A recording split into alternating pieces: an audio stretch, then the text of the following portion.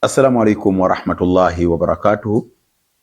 Alhamdulillah rabbil alamin wal aqibatu lil muttaqin wa la udwana illa ala adh-dhalimin. Baganda bange banyinaze munna bali eyo nate assalamu alaikum wa rahmatullahi wa barakatuh. Tukyali ku kigambo anniya, okumalirira. Nabbi ategeeza ati innamal a'malu binniyati, omulimu okukkirizibwa mu maaso ga Allah oba okugaanibwa kisinziira ku malirira gy'omaliridde okukola omulimu ogwo.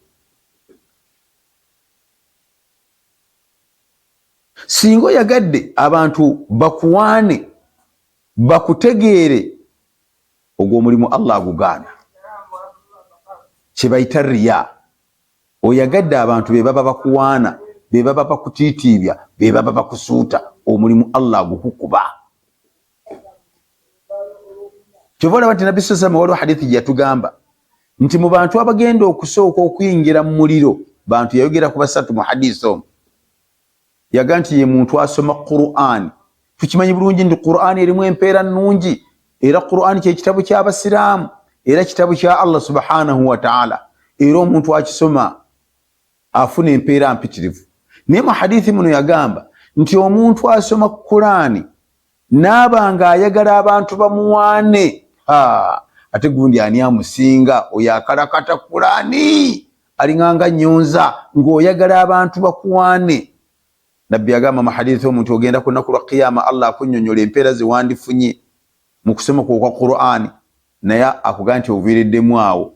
Lwaki? Wayagala abantu bakuwaane era baakuwaana, iwange tukyalinayo mpeera. Naga nti omuntu owokubiri ye muntu ayalwana mu lutalo lw'eddiini naye ng'ayagala abantu bamuwaane nti muzira tatya, era n'afiira mu lutalo lw'eddiini.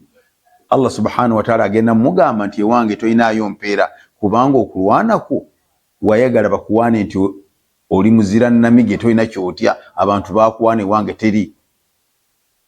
N'agamba omuntu owokusatu y'oyo agaba mu kkubo lya Mungu naye ate ng'agaba abantu bamuwaane, ayagala bamutende. Gundi alina akasente awaayo bisodde, gundi awadde obukadde bwe buti, ayagala abantu bamuwaane.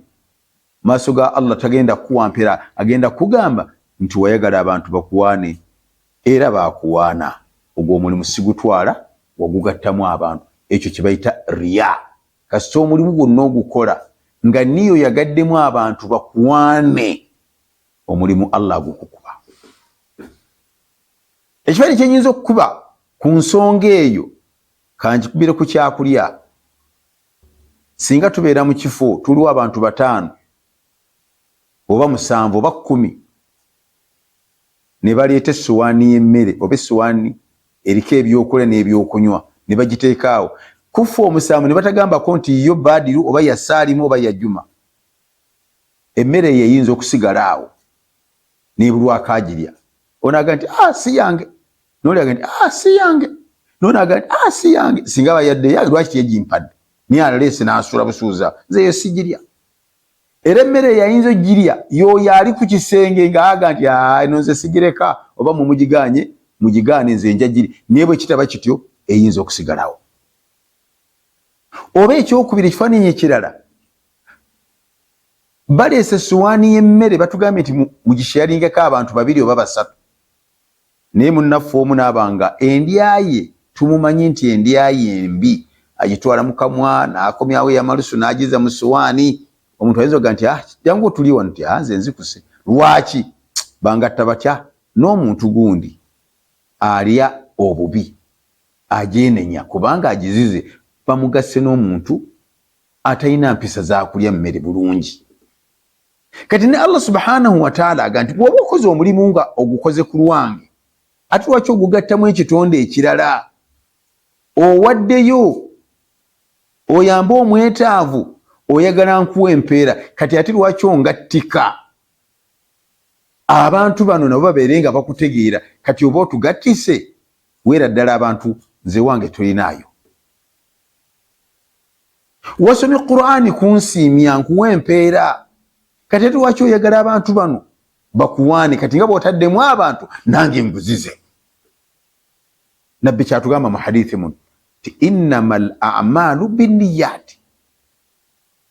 Okukola omulimu gwonna beera nga niyo kikozerwa Allah yaba akusiima. Kale abantu bakuwanye naye nga si gwe batumye, tobadde na interest bakuwanye, toyina musango, naye kasi toteekamu mu nniya yo tinjagala n'ekitonde gundi kimpaane olw'omulimu oba ogwonoonye. Nabbi kyatwekesa wano nti mwana Adamu kuuma emirimu gyo gy'okozesa omutima, tereza nniya. Gy'okozesa akamwa, tereza nniya. Gy'okozesa ebyungo ebirala ng'amagulu ng'emikono, tereza nniya, olyoke ogufunemu empeera. Lwaki? Wa innama likulli muri'in ma nawa. Kubanga buli muntu afuna empeera okusinziira ku mmalira gy'anuyiridde. Onuyiridde bantu kusiima, oviiriddemu awo. Onuyiridde Allah kusiima, ofunye. Ahadha wabillahi tawfiq. Wassalamu alaikum wa rahmatullahi wa barakatuh.